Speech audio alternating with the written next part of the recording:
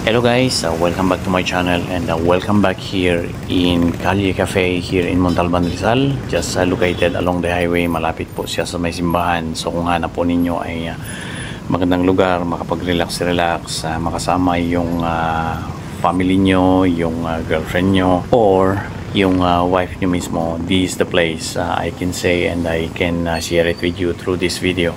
Ay napakagandang lugar na mapasyalan. Ay mayroon siyang elevated na area kung saan ay makikita po ninyo yung area ng Montalban or yung Rodriguez Rizal, and at the same time meron po siyang magandang reception area sa baba at may enjoy po ninyo dahil medyo malamig-lamig siya dahil dinesign po nila na mayroong mga shed, may mga the theme of this place is like some kind of a garden setting.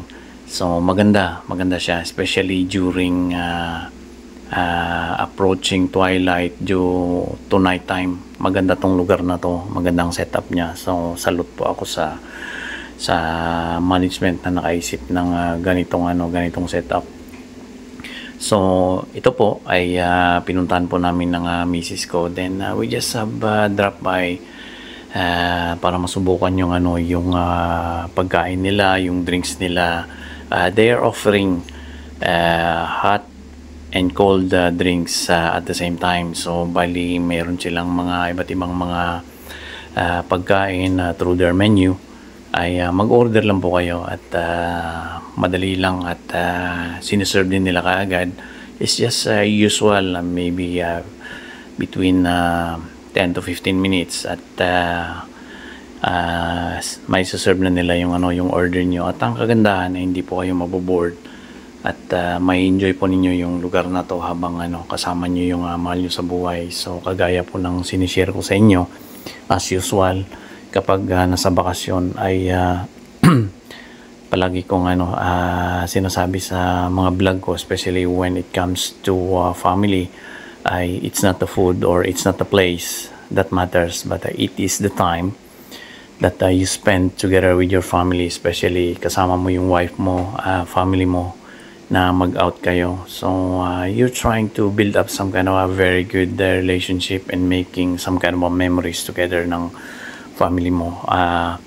Ang sinishare ko po dito palagi ay habang kaya pa natin na mamasyal, mag-travel, make it a habit na mamasyal, especially this time yung panahon natin na hindi natin alam at talagang naranasan natin yung panahon ng pandemic ay nasa karamihan sa atin ay nasa loob lang ng bahay. So doon natin nakikita na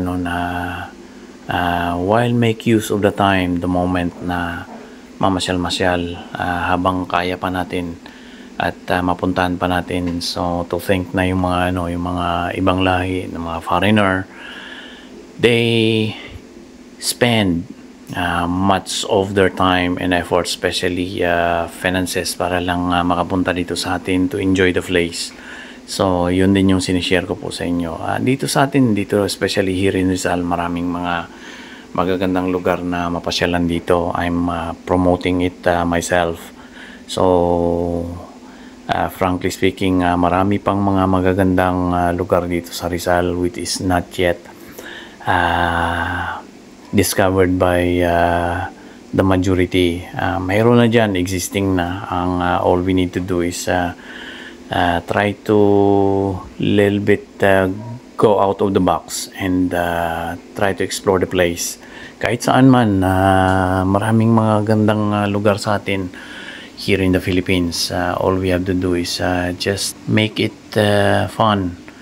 I-enjoy po natin yung mga magagandang lugar dito sa atin. So like this moment ay talagang mga simpleng bagay lang. We just me and my wife sit down in this place, enjoy, then have some talks, mga simpleng mga mga topic lang, mga pinag-uusapan namin sa buhay-buhay. So pictures are the best language pag tanda natin, memories po yan na masasabi natin, may share natin sa mga anak natin, sa mga mahal natin sa buhay. Especially pag nagkaroon na kayo ng mga apo, balang araw ay masishare nyo, ang ganda po ng lugar na to. Nakapagpasyal po kami dyan. So why not na make it a habit to have some kind of a family day na kayo-kayo lang talaga. Kaya palagi kong sinishare sa anak ko at sa mga pamangkin ko, saan man kayo balang araw, make it a habit na magkakaroon tayo ng family day in a week. So kahit na gaano kayo ka-busy, kahit gaano kadami yung ginagawa natin, pag family day ay talagang para lang sa family, simba tayo, mamasyal, then just have some fun. Yun po. Yun lang masishare ko po sa inyo. Maraming salamat po.